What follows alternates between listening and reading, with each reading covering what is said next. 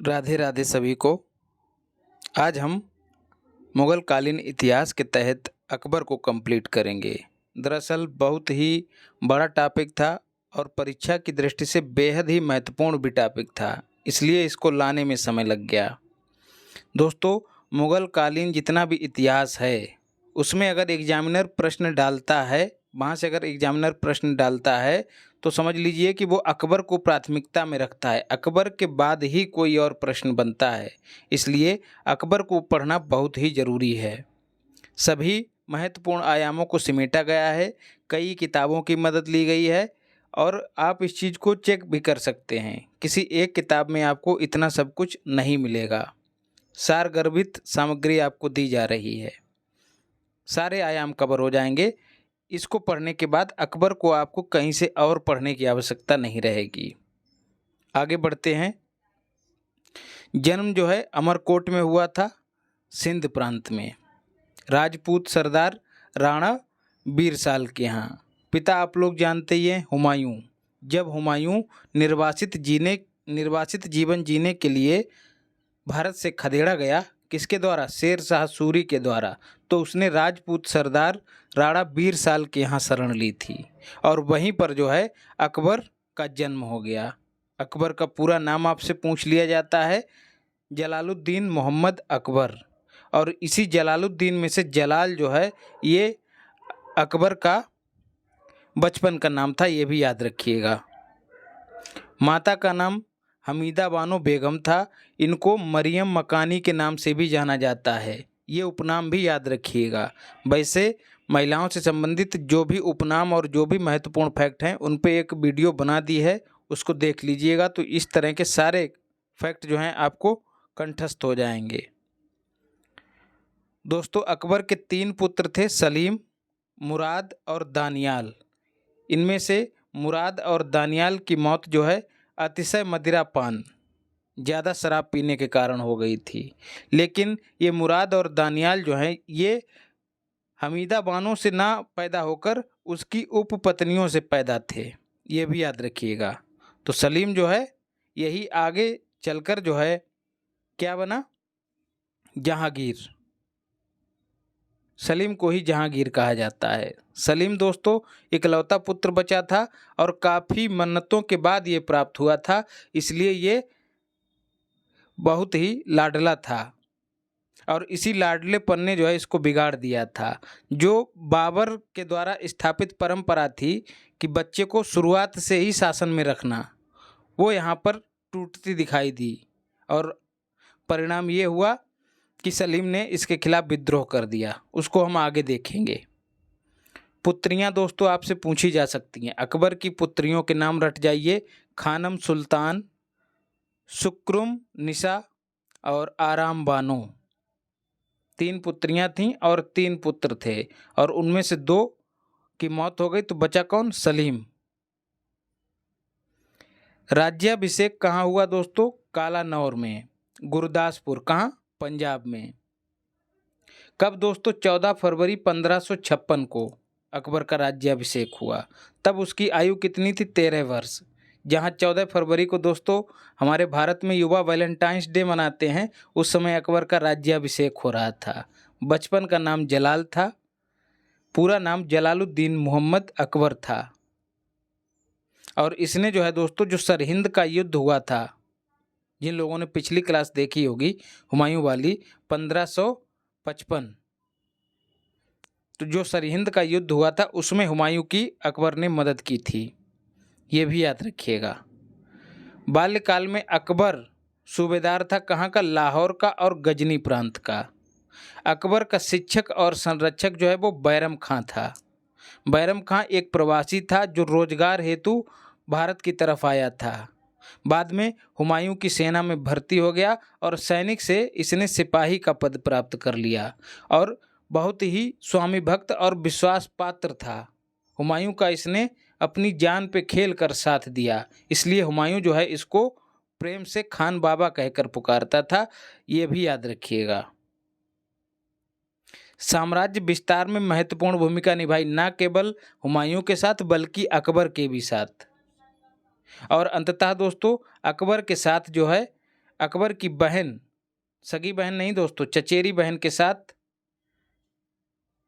बैरम खान ने शादी कर ली और ये शादी जो है इसकी ताकत को और बढ़ाने वाली सिद्ध हुई। मतलब एक तो पहले से ही विश्वास पात्र था, सिपाही था, सैनिक था, सब कुछ प्राप्त कर चुका था, ऊंचे पद पे था और ऊंचे पद पे होने के बाद अब संबंध हो गए तो इसकी शक्ति में और इजाफा हो गया। याद रखिएगा, ये एक तरह से जैसे मिर्ज़ापुर जो वेब सीरीज है उसमें मकसूद है, आप लोगों ने सुना होगा, जिस तरह का मकसूद का कैरेक्टर है वैसा ही कैरेक्टर बैरम खां का है।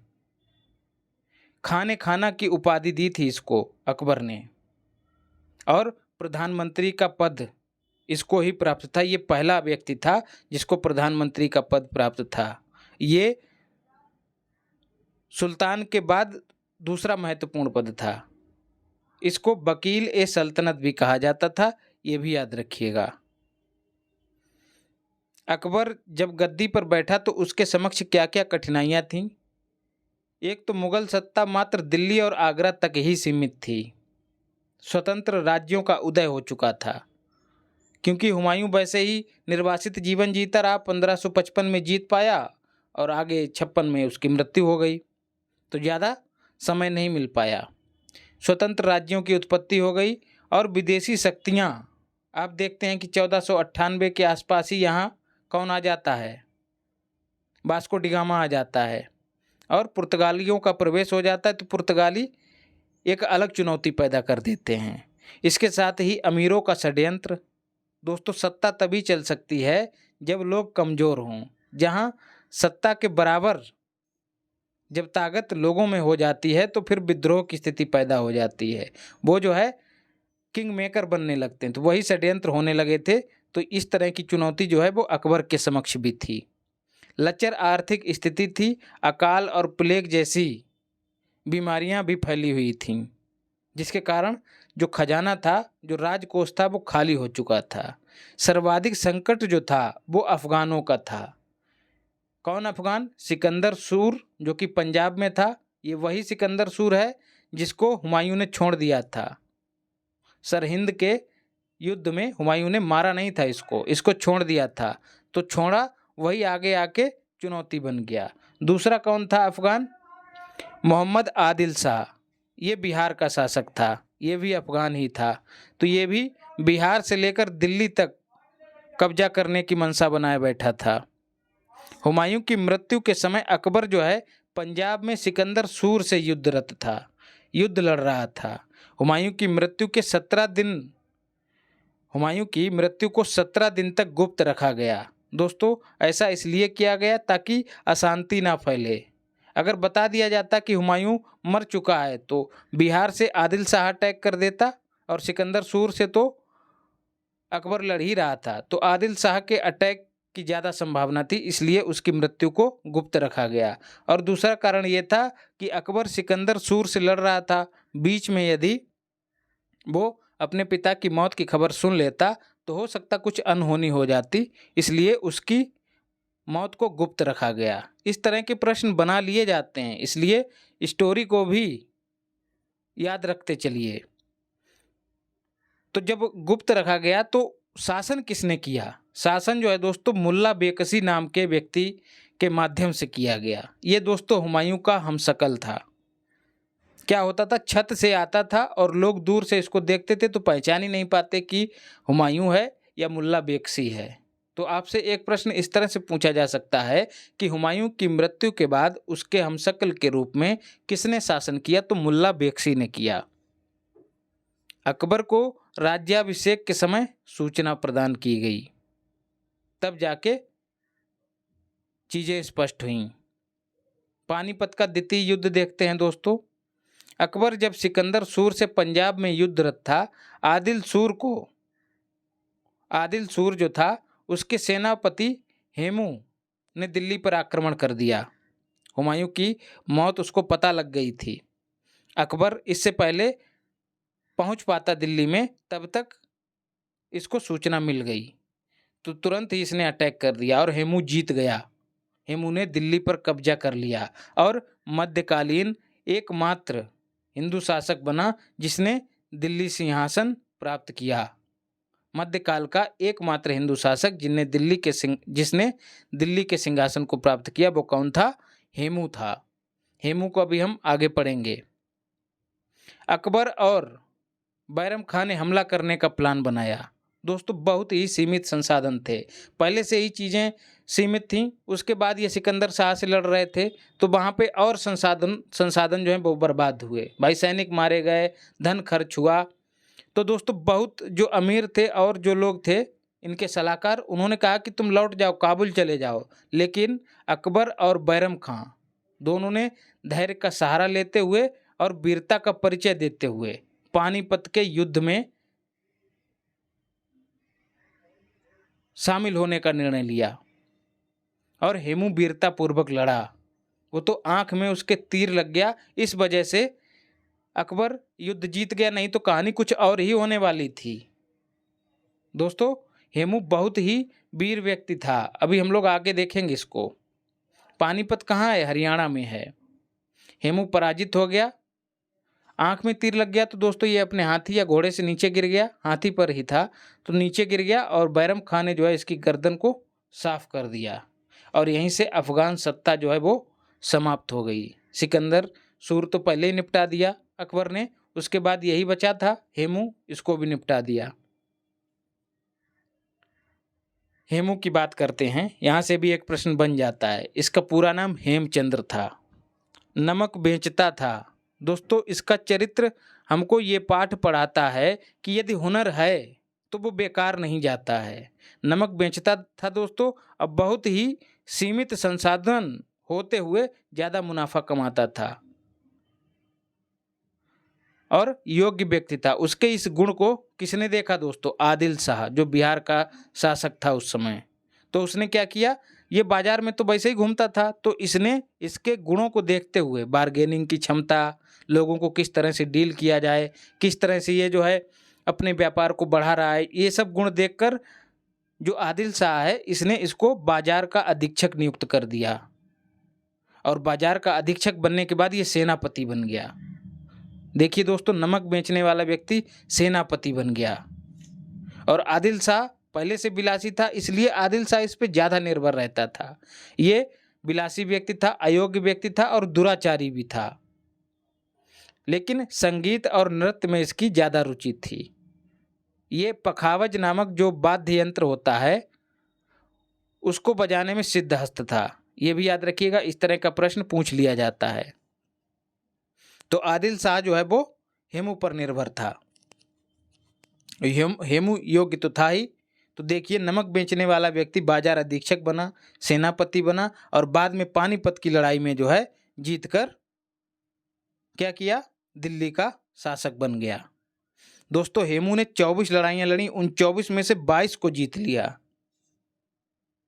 जो उसकी वीरता का परिचायक है। दिल्ली पर अधिकार करने के बाद हेमू ने विक्रमादित्य की उपाधि धारण की, ये भी याद रखिएगा। दिल्ली की गद्दी प्राप्त करने वाला इसको अंतिम हिंदू सम्राट कहा जाता है। विक्रमादित्य की उपाधि धारण करने वाला 14वां एवं अंतिम हिंदू शासक कहा जाता है, ये भी याद रखिएगा।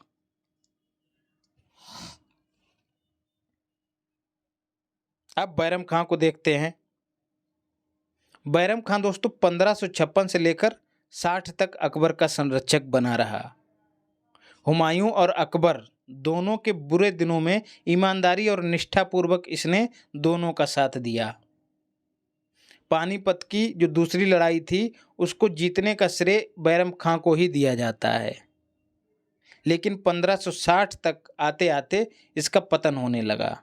क्या कारण था? एक तो इसको अपार शक्तियां मिल गई थीं, दूसरा संबंधी भी था, अकबर का एक तरह का बहनोई था, तो पक्षपाती नीतियां अपनाने लगा था, मतलब मनमानी करने लगा था। जो योग्य होता था उसकी नियुक्ति नहीं करता था, जो चाटुकार होता था उसकी नियुक्ति कर देता था।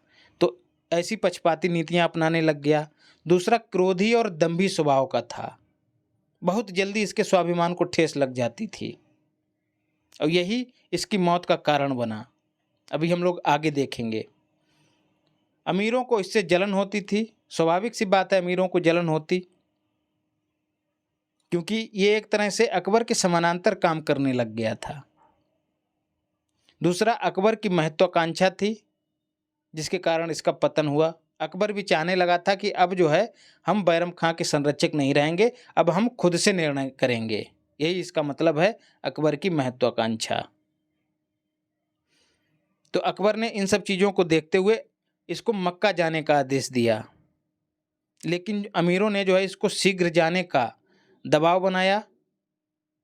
और हुआ क्या, अकबर ने सैन्य अभियान इसके खिलाफ भेज दिया, जिसके कारण ये खिन्न हो गया, इसको ठेस लग गई, इसके स्वाभिमान को ठेस लगी कि बताओ, हमने इनको जिताया और ये हमारे ही खिलाफ लड़ने चले आए। हम तो जाने को तैयार थे। वो अलग बात है कि तुरंत नहीं गया, जाने वाला था। तो फिर क्या हुआ दोस्तों, तिलवाड़ा का युद्ध हुआ। इसको रट जाइए, किसके किसके बीच, अकबर और बैरम खां। ए के बी का मतलब अकबर और बी के का मतलब बैरम खां। इसमें क्या हुआ, अकबर विजयी हुआ। ऊपर के लिए एरो ये बताता है कि अकबर जीता और बैरम खां ने जो है आत्मसमर्पण कर दिया। बाद में हुआ वही जो पहले होना था। मक्का यदि पहले ही चला जाता आसानी से तो मारा नहीं जाता। मक्का जाने को तैयार हुआ, रास्ते में जाते वक्त मुबारक खान ने इसको मार दिया। मुबारक खान ने क्यों मारा दोस्तों?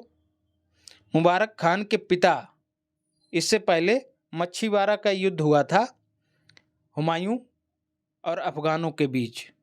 उसमें जो है बैरम खान ने मुबारक खान के पिता को मार दिया था। तो प्रतिशोध बस बैरम खान को मुबारक खान ने मार दिया। तो अगर पहले चला जाता तो हो सकता ना मारा जाता। विधवा सलीम दोस्तों, जो बैरम खां था उसकी एक पत्नी भी थी और एक बच्चा भी था। पत्नी का नाम था सलीमा बेगम। सलीमा बेगम से अकबर ने विवाह कर लिया। अकबर की इससे कोई जाति दुश्मनी नहीं थी, अकबर को इससे बहुत लगाव था। अकबर इसका एहसानमंद था, इसीलिए उसने सलीमा बेगम से विवाह किया। और उसका जो पुत्र था अब्दुल रहीम, उसका पालन पोषण अपने पुत्र की भांति किया, जो आगे चलकर एक बड़ा विद्वान बना और अकबर का सेनापति भी रहा। और उसकी वीरता से प्रभावित होकर ही अकबर ने उसके जो बाप की उपाधि थी खाने खाना की, वो अब्दुल रहीम को दे दी। और ये वही अब्दुल रहीम है दोस्तों जिसने बाबर के द्वारा लिखित तुजुक ए बाबरी का फारसी में अनुवाद किया। मूलतः किस भाषा में थी? मूलतः तुर्की भाषा में थी। ये सब चीज़ें आपको पहले ही पढ़ा चुका हूँ। तो ये बैरम खां का अंत हो गया यहाँ पे। फिर बात आती पर्दा शासन की। पर्दा शासन, इसको कुछ इतिहासकार पेटीकोट शासन भी कहते थे, क्योंकि इस शासन में महिलाओं का प्रभाव ज़्यादा था। याद रखिएगा, कब से कब तक रहा ये अवधि भी पूछ ली जाती, 1560 से लेकर 1564 तक। बैरम खां का पतन होने के बाद अकबर हरम की स्त्रियों के प्रभाव में आ गया। हरम दोस्तों क्या था? खूबसूरत स्त्रियां जिस कमरे में रहती थी, जिस महल के कमरे में रहती थी, उसी को हरम कहते थे। और उसकी जो प्रमुख महिलाएं थीं वो हमीदा बानो मतलब इसकी माता थीं, इसकी धाय माँ महामनगा और इस धाय माँ का बेटा आदम खां, ये प्रमुख थे। बाकी और सुंदर स्त्रियां हुआ करती थीं। तो ये भोग विलासी जीवन का एक तरह का पोषण प्रदान करने का स्रोत था, विलासिता का पोषण स्रोत। तो भाई जो महिलाएं कह देती थी तो अकबर उसको मान लेता था। वो कहावत है ना कि सैया कोतवाल तो डर काहे का। जैसा कह देती ये अभियान रुकवा दो तो अभियान रुक गया, कह देती थी कि इसका वेतन बढ़ा दो तो उसका वेतन बढ़ गया। तो वही एक तरह से होने लग गया था। सेना और प्रशासन में नियुक्तियों का अधिकार इनको मिला था। मुझे लगता है कि हरम शब्द है, हरम में जो महिलाएं होती थीं, इन्हीं से उत्पन्न जो संतान होती थी उसी को शायद आज के समय में हरामी कहा जाता है, जो गाली के रूप में इस्तेमाल किया जाता है। ये भी फारसी भाषा का शब्द है हरामी।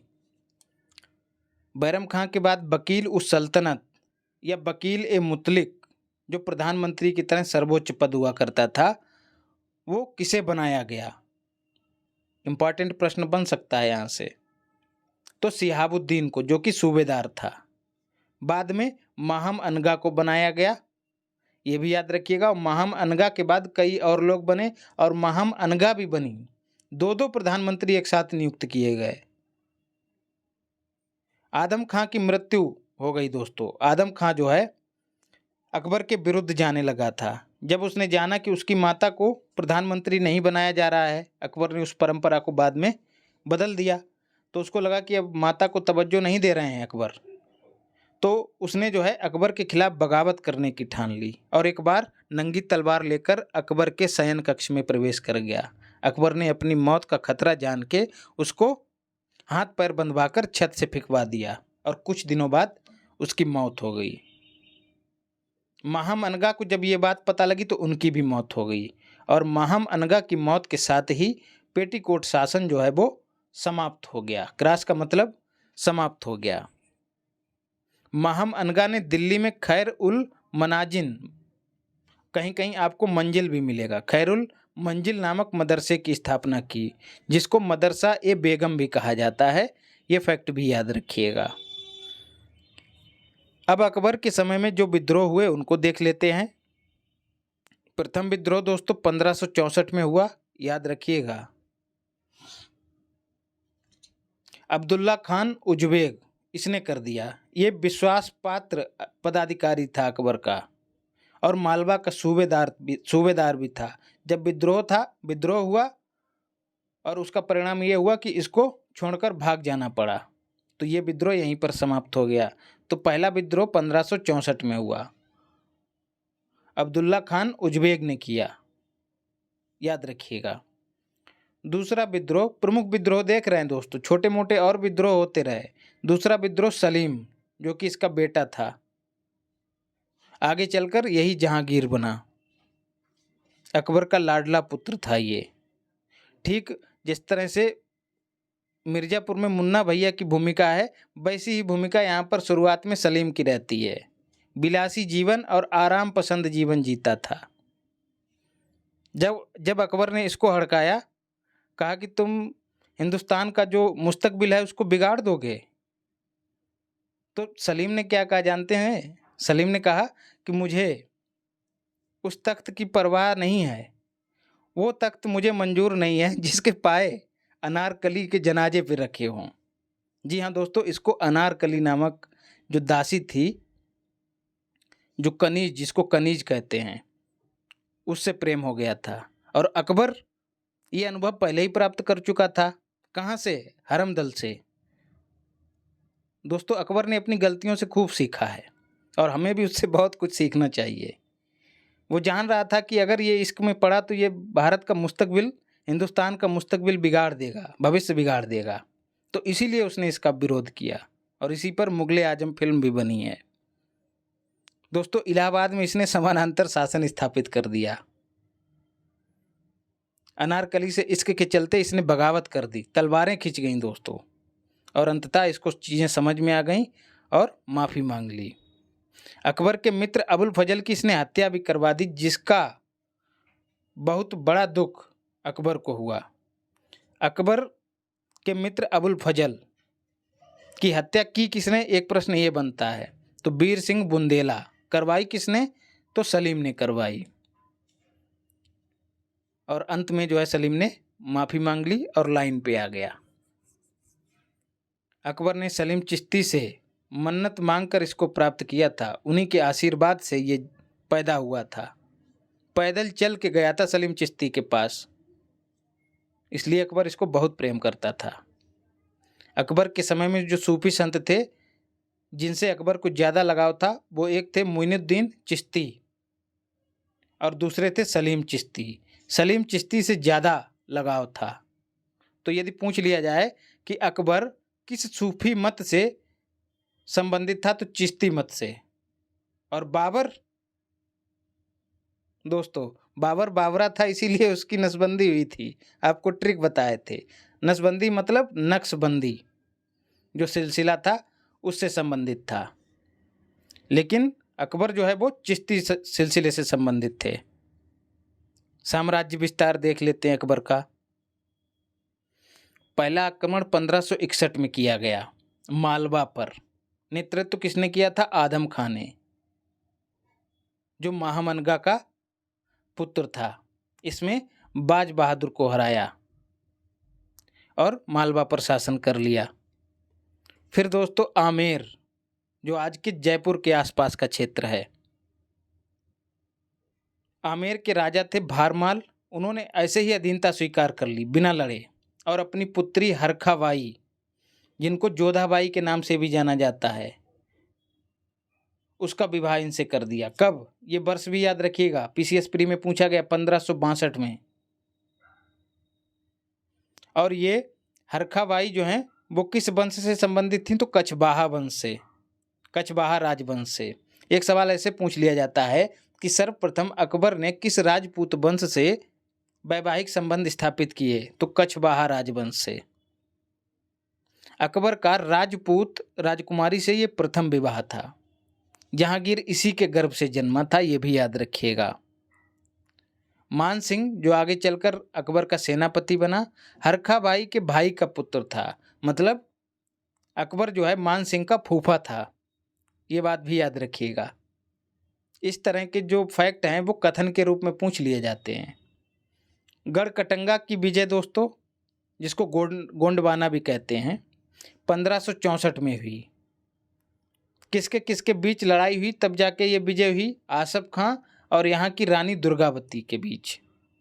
वीरतापूर्वक लड़ते हुए जब इन्होंने देखा कि हम जीत नहीं पाएंगे, तो रानी दुर्गावती ने अपने आत्मसम्मान की रक्षा करते हुए खंजर मार के, खंजर घोंप के आत्महत्या कर ली। अकबर ने इसको मुगल साम्राज्य में नहीं मिलाया, ये भी याद रखिएगा। फिर बात करते हैं मेवाड़ विजय की। शासन, सबसे पहले मेवाड़ पर शासन किसका था? तो सिसोदिया वंश का था। इसकी राजधानी, कैपिटल क्या थी? चित्तौड़। राणा सांगा का पुत्र उदय सिंह इस पे शासन कर रहा था, याद रखिएगा। 1568 में राणा उदय सिंह, RUS का मतलब है राणा उदय सिंह और अकबर के बीच लड़ाई हुई, जिसमें अकबर जीत गया। लेकिन याद रखिएगा, मेवाड़ के कुछ ही क्षेत्र पर अकबर ने शासन कर पाया, कुछ से क्षेत्र अभी भी खाली था, ये वाला। इस पर कौन शासन कर रहा था? इस पर राणा उदय सिंह का बेटा राणा प्रताप शासन कर रहा था। दोस्तों आपसे ये क्रम भी पूछा जा सकता है कि मेवाड़ पर शासक जो थे वो कौन थे? राणा सांगा। राणा सांगा का पुत्र कौन था? राणा उदय सिंह। राणा उदय सिंह का पुत्र कौन था? राणा प्रताप। और राणा प्रताप का पुत्र कौन था? राणा अमर सिंह, RAS। ये क्रम जरूर याद रखिएगा। राणा उदय सिंह ने बाज बहादुर को संरक्षण दिया, इस वजह से अकबर ने इस पे हमला करने की ठानी। एक कारण तो ये रहा। फिर मेवाड़ दिल्ली और गुजरात के मार्ग पर पड़ता था, और गुजरात आप जान ही रहे हैं, गुजरात समुद्री व्यापार के लिए महत्वपूर्ण था, इसलिए मेवाड़ पर हमला करना जरूरी था। राणा उदय सिंह की ओर से जो है फतेह सिंह और जयमाल, इसमें सुधार कर लीजिएगा, ये दोनों खूब बहादुरी से लड़े और लड़ते लड़ते वीरगति को प्राप्त हुए। अकबर इनसे खूब प्रभावित हुआ और अकबर ने जो है आगरा के किले में इनकी मूर्तियां बनवाईं। इनके नाम पूछे जा सकते हैं दोस्तों। बड़े भाग पर अकबर ने जीत हासिल कर ली, लेकिन शेष भाग पर राणा प्रताप का शासन अभी भी था, और इसको ख़त्म करने के लिए हल्दी घाटी का युद्ध हुआ। कब दोस्तों? 1576 में। कैसे याद रखना है? एक धारा होती है 376, वो कब लगती है? जब कोई रेप करता है। तो हमारे यहाँ कहते हैं कि जब किसी पे 376 लगती है तो उसको हल्दी थोपनी पड़ती है, उसकी इतनी मार पड़ती है कि शरीर सब फोड़ फाड़ दिया जाता है, सूज जाता है, तो हल्दी थोपनी पड़ती है। तो हल्दी घाटी का युद्ध 76 मतलब 1576, इस तरह से याद रखिएगा, 1576 में हुआ। इस युद्ध में बदायूनी ने योद्धा के रूप में काम किया, योद्धा के रूप में भाग लिया, इसमें सुधार करिएगा, योद्धा। और इसने अपनी पुस्तक मुंतखब उल तवारीख में इस युद्ध का आंखों देखा हाल भी लिखा, ये भी याद रखिएगा, सीधे प्रश्न पूछ लिया जाएगा। युद्ध 1576 में हुआ। एक प्रश्न ये पूछा जाता है। फिर किसके किसके बीच हुआ, तो अकबर और राणा प्रताप के बीच। राणा प्रताप को कीका के नाम से भी जाना जाता है, ये भी याद रखिएगा। अकबर की ओर से कौन लड़ रहा था, तो आसफ खां और मान सिंह। और राणा प्रताप की ओर से राणा प्रताप स्वयं लड़ रहे थे और हकीम सूर लड़ रहे थे। इसमें क्या हुआ, अकबर को जीत मिली। राणा प्रताप जो हैं उनको युद्ध छोड़कर अरावली में शरण लेनी पड़ी दोस्तों। और कहा जाता है कि यही वो दौर था, वो समय था जब अकबर ने घास की रोटियां खाई और मुगलों की सत्ता को स्वीकार नहीं किया। मेवाड़ के शासकों की एक खासियत थी दोस्तों, इन्होंने मुगलों की सत्ता को स्वीकार नहीं किया, अंतिम समय तक लड़ते रहे। इसीलिए राजपूत जो है वो राजपूत माना जाता है। वो एक फिल्म में डायलॉग है कि जिसका सिर कट जाए फिर भी लड़ता रहे, वो है राजपूत। तो वो कहावत चरितार्थ होती है। बाद में 1597 में दोस्तों राणा प्रताप की मौत हो गई। उसके बाद इनका जो पुत्र था राणा अमर सिंह, इसने जंग छेड़ दी। अमर सिंह और सलीम के बीच जंग जारी रही, लेकिन सलीम जो है वो सफल नहीं रहा, क्योंकि ये विलासी व्यक्ति था। सलीम को आगे पढ़ेंगे तब इसको और डिटेल में पढ़ेंगे। सलीम और अमर सिंह को गुजरात विजय की बात करते हैं। कब से कब, 1572 से 73 के बीच में हुई। मोस्ट इम्पॉर्टेंट है। कारण क्या था इस विजय का, व्यापार और वाणिज्य विकास, समुद्री व्यापार यहाँ से खूब फल फूल रहा था। अकबर को ये चीज़ समझ आ रही थी। दूसरा, पुर्तगाली खूब लूटपाट मचाए थे। आप सभी जानते हैं कि पुर्तगालियों ने सबसे पहले समुद्री मार्ग पर अधिकार किया, तो उनको ख़त्म करने के लिए अकबर को गुजरात को हासिल करना ज़्यादा ज़रूरी था। इसके साथ ही अकबर के विद्रोहियों ने गुजरात में शरण ले रखी थी। इसके साथ ही गृह युद्ध की स्थिति उत्पन्न हो गई थी, क्योंकि यहाँ का राजा अयोग्य था। राजा था कौन, तो मुजफ्फर शाह तृतीय, ये भी याद रखिएगा। जब राजा अयोग्य है तो जो पैसे वाले लोग हैं वो अपनी मनमानी करेंगे, तो इससे क्या होगा, कानून और प्रशासन सब गड्ढमड्ढ हो जाएगा। तो गृह युद्ध की स्थिति पैदा हो गई थी। तो दो पक्ष थे, अकबर और मुजफ्फर शाह तृतीय के बीच युद्ध हुआ। इसमें अकबर जो है वो विजयी हुआ और इसी उपलक्ष्य में फतेहपुर सीकरी की स्थापना की, बुलंद दरवाजा की भी स्थापना की। सीधे प्रश्न पूछ लिया जाता है कि अकबर ने बुलंद दरवाजा का निर्माण किस जीत के उपलक्ष्य में करवाया, तो गुजरात विजय। अब्दुल रहीम जो है दोस्तों सूबेदार बना दिया गया यहाँ का, और उसको उसके युद्ध कौशल को देखकर खाने खाना की उपाधि यहीं पे दी गई थी, खाने खाना। टोडरमल ने पहली भूमि बंदोबस्त की शुरुआत गुजरात से ही की, ये भी याद रखिएगा। टोडरमल को हम लोग अगली क्लास जो पूर्णतया हम लोग मुगलों के प्रशासन और शासन और राजस्व प्रणाली पे लेंगे, उसमें कंप्लीट करेंगे। तो टोडरमल हुआ, मनसबदारी हुई, ये सब हम लोग दूसरी क्लास में करेंगे, तो निश्चिंत रहिएगा। बंगाल और बिहार देखते हैं दोस्तों। 1576 में अकबर ने इनको मिला लिया, याद रखिएगा। 1581 में काबुल विजय कर लिया और मान सिंह जो है पहला मुगल अधिकारी बना जिसे काबुल की सूबेदारी मिली। मान सिंह को यहाँ का सूबेदार नियुक्त कर दिया गया। 1592 में उड़ीसा को जीतकर बंगाल का सूबा बना दिया गया। तो ये डेट भी याद रखिएगा। उड़ीसा को कब जीता, 1592 में। काबुल को कब, 1581 में। बंगाल बिहार को कब, 1576 में। बंगाल बिहार पूछ लिया गया है दोस्तों।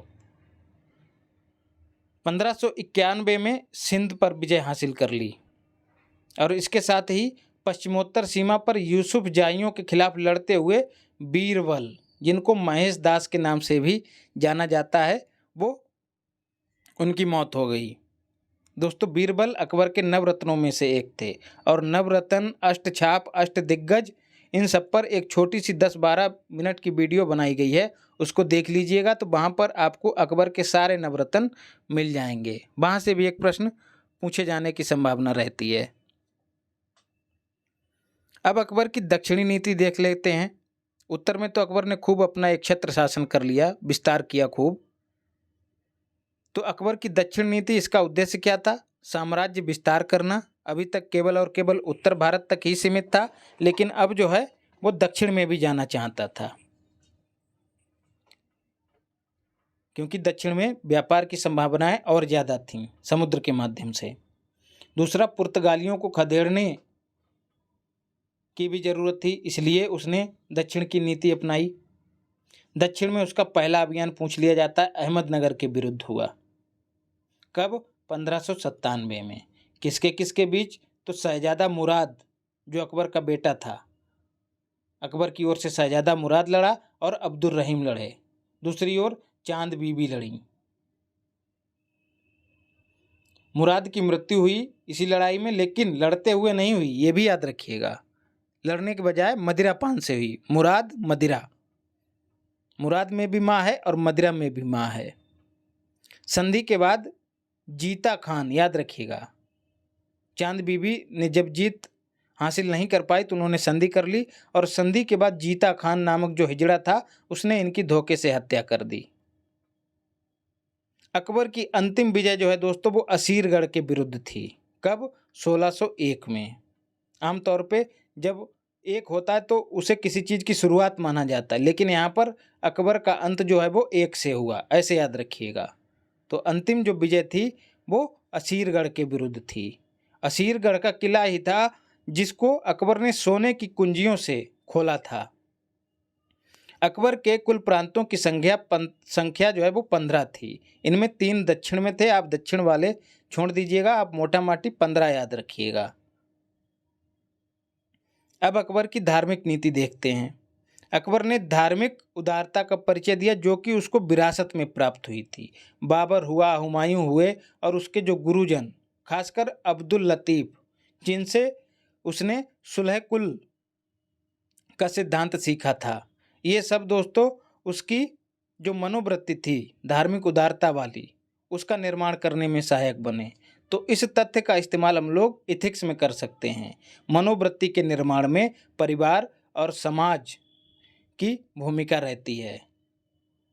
इस तथ्य का इस्तेमाल हम लोग मनोवृत्ति निर्माण में परिवार और समाज की भूमिका के रूप में इस्तेमाल कर सकते हैं। इसीलिए अकबर भी धार्मिक रूप से उदार था।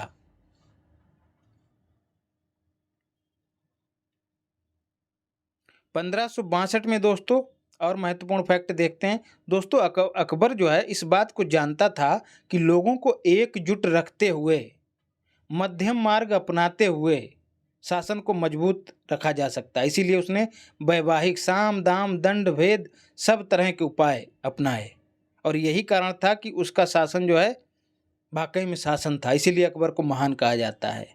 उसके बाद मुगलों में कोई ऐसा पैदा नहीं हुआ जो पूरे भारत को जोड़े रह सकता, और यहीं से जो है अकबर के बाद देखिए दोस्तों वो मुगल सत्ता जो है उसमें क्षरण होना शुरू हो जाता है। तो अब कुछ महत्वपूर्ण फैक्टों को देखते हैं। अकबर ने जो है दोस्तों ये धार्मिक उदारता का ही उदाहरण है कि 1562 में बंदियों को दास बनाने पर प्रतिबंध लगा दिया, मतलब दास प्रथा का अंत कर दिया। कब? 1562। ये खूब पूछे जाते हैं प्रश्न। 1563 में तीर्थ यात्रा करके समाप्ति कर दी।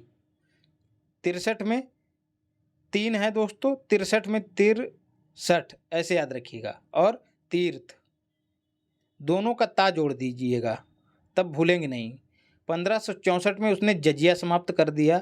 जजिया आप लोग जानते ही हैं, जजिया गैर मुसलमानों पर लगने वाला एक कर था, लेकिन कुछ राजपूत थे जो उसको ज़्यादा तंग कर रहे थे, तो अकबर ने पश्चिमी क्षेत्र में पश्चिमी भारत में जजिया को आंशिक रूप से जारी रखा, लेकिन 1579 में उसको पूर्णतया समाप्त कर दिया। ये भी याद रखिएगा। इस्लाम के मूल तत्व को समझने के लिए अकबर ने 1575 में इबादत खाना की स्थापना की।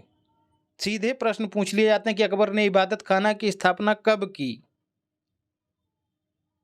कहाँ की दोस्तों? तो फतेहपुर सीकरी में की। FS का मतलब फतेहपुर सीकरी। और 1578 में इसको सभी धर्मों के लिए खोल दिया। पहले स्वयं ही इबादत करता था, बाद में इसको सभी धर्मों के लिए खोल दिया। उसमें ईसाई भी थे, हिंदू भी थे, जैन भी थे और मुस्लिम भी थे। अकबर ने जैनाचार्य हरविजय सूरी, दोस्तों इस वीडियो में सारा कुछ कंटेंट महत्वपूर्ण है, इसलिए हाईलाइट नहीं की हैं चीज़ें, आपको पूरा याद करना है। तो जो जैनाचार्य थे हरविजय सूरी और दूसरे जैनाचार्य जिनचंद्र सूरी, इनको क्रमशः जगत गुरु और युग प्रधान की उपाधियां दी। अकबर ने इन सब से संपर्क किया दोस्तों, धर्म के मर्म को समझने के लिए। पारसी धर्म से उसने झरोखा दर्शन, तुलादान, पायबोस जैसी परंपराएं जो हैं वो ग्रहण की। दोस्तों जैन धर्म से ही प्रभावित होकर अकबर ने मांस भक्षण छोड़ दिया था, गौ हत्या पर प्रतिबंध लगा दिया था और यही काम दोस्तों जैनुल आबदीन, जो कि कश्मीर का शासक था, उसने किया, इसीलिए उसको कश्मीर का अकबर कहा जाता है। पारसी धर्म से झरोका दर्शन, तुलादान और पायबोस जैसी परंपराएं ग्रहण की। पायबोस दोस्तों दंडवत प्रणाम होता था। पारसी पुरोहित दस्तूर जी राणा से भेंट की, ये भी याद रखिएगा, दस्तूर जी राणा। पुरुषोत्तम देवी और हिंदू आचार्यों से संपर्क किया। इसके साथ ही जो वल्लभाचार्य थे, जिनका एक दल था अष्टछाप, आपको उसमें पढ़ाया है वीडियो में, अष्टछाप, अष्टदिग्गज, अष्टप्रधान, इस वाली वीडियो में ये पढ़ाया है। वल्लभाचार्य जो हैं, वल्लभाचार्य के पुत्र विट्ठलनाथ को इन्होंने जागीर दी थी। ये वही वल्लभाचार्य हैं जिन्होंने विशिष्ट द्वैतवाद की दर्शन को प्रतिपादित किया। सलीम चिश्ती का परम भक्त था, इसका मतलब इसका झुकाव सूफी मत की ओर भी था। अकबर ने तीसरे सिख गुरु अमरदास की पुत्री बीबी भानी को गांव दान में दिए।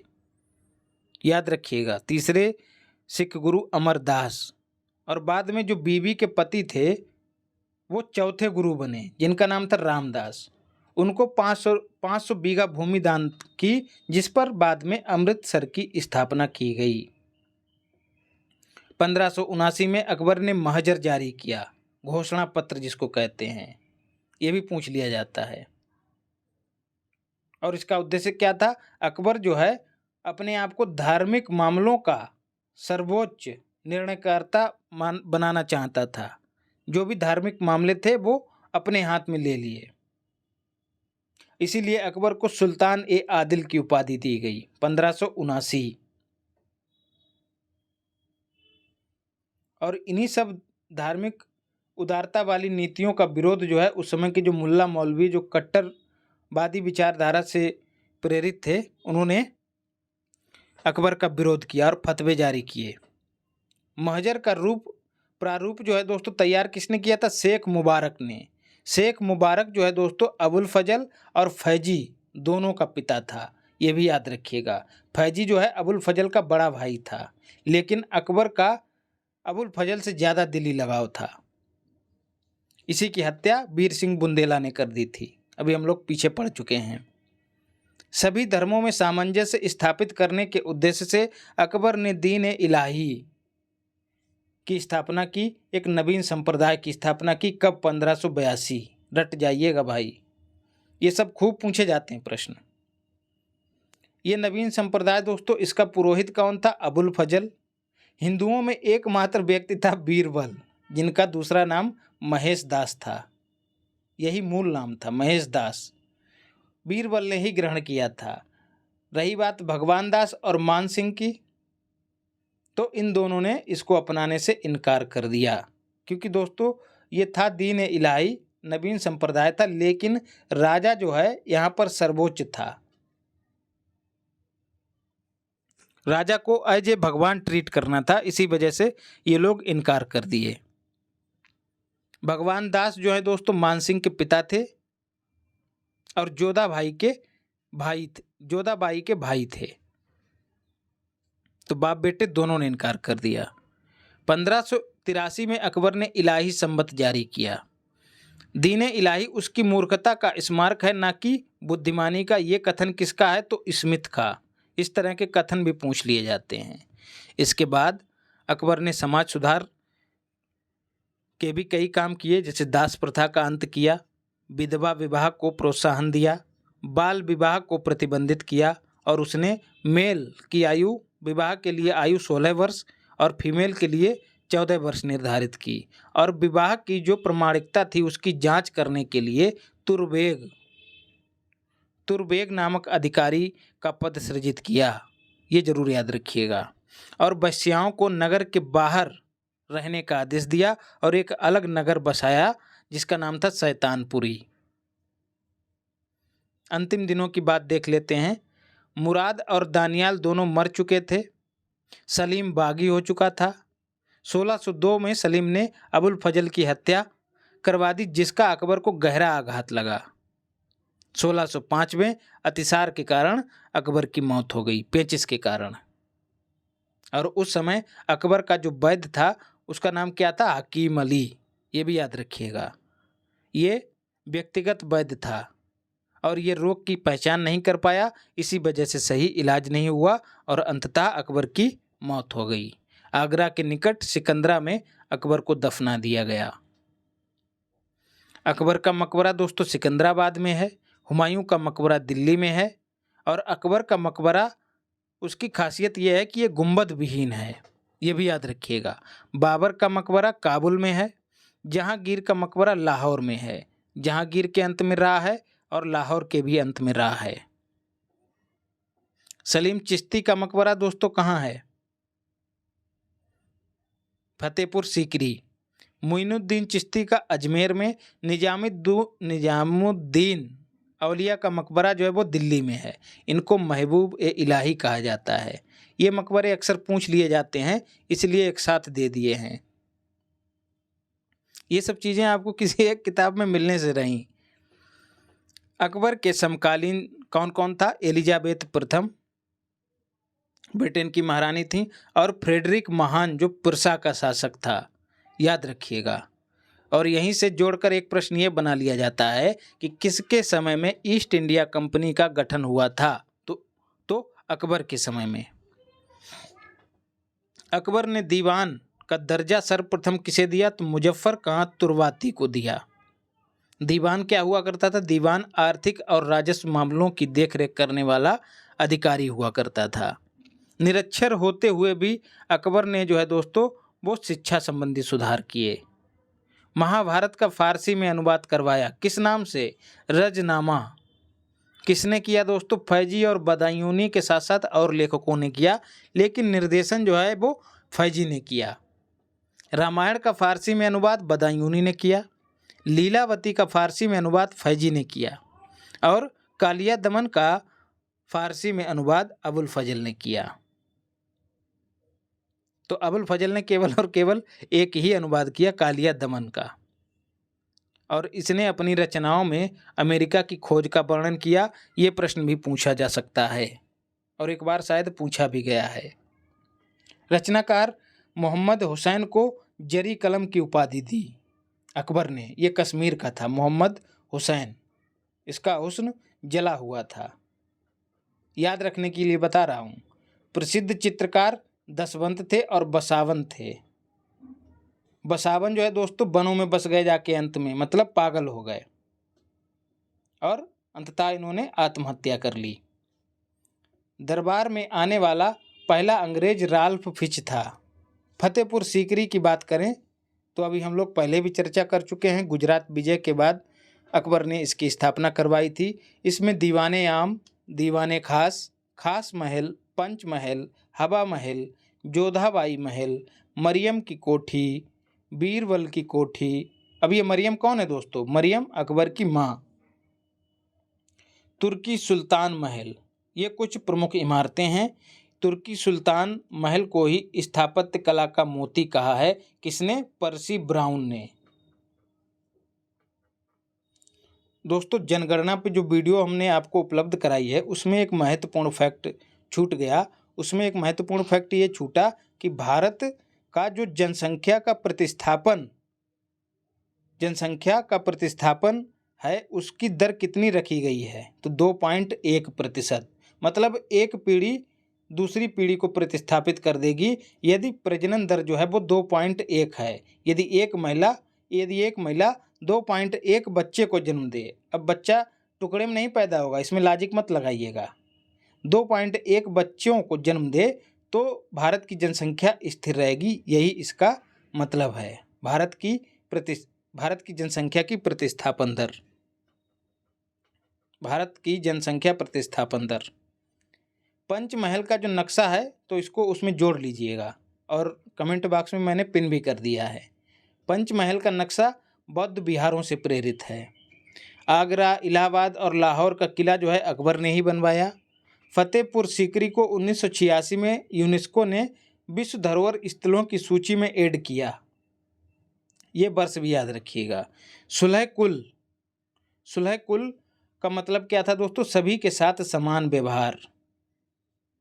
1580 में जौनपुर के मुल्ला मोहम्मद ने अकबर के खिलाफ फतवा जारी कर दिया था और उस पर आरोप लगाया कि ये मुसलमानों के खिलाफ विद्रोह को जन्म दे रहा है। अकबर ने फैजी की अध्यक्षता में अनुवाद विभाग की स्थापना कराई थी। और एक फैक्ट पहले छूट गया था, उसको ऐड कर लीजिएगा। पहली बार समुद्र के दर्शन जो हैं दोस्तों अकबर ने अपनी गुजरात विजय के दौरान किए थे। तो इस तरह से दोस्तों हमने अकबर को कंप्लीट कर लिया। अब अकबर के बाद सलीम को पढ़ेंगे और फिर अंततः हम लोग मुगलकालीन जो शासन प्रशासन है, राजस्व व्यवस्था है, कला और संस्कृत है, इसको पढ़ते हुए मुगल काल को कंप्लीट ख़त्म करेंगे। तो ये मत भाव रखिएगा कि कंप्लीट नहीं कराऊंगा, इतना तो कंप्लीट कराना ही है। तो यदि चीज़ें अच्छी लगी हों तो चैनल को सब्सक्राइब कीजिए, टेलीग्राम को ज्वाइन कीजिए, यहीं पर आपको कंपाइल्ड PDF दे दूंगा, एक साथ पूरी PDF दे दूंगा। जैसे ही ख़त्म होगा आपको पूरी PDF मिल जाएंगी। और जो भी क्वेरी हो तो उसके लिए व्हाट्सएप कीजिए। दोस्तों अपने चित्र को और चरित्र को पवित्र बनाइए, माता पिता की खूब सेवा कीजिए, महिलाओं का खूब सम्मान कीजिए। धन्यवाद।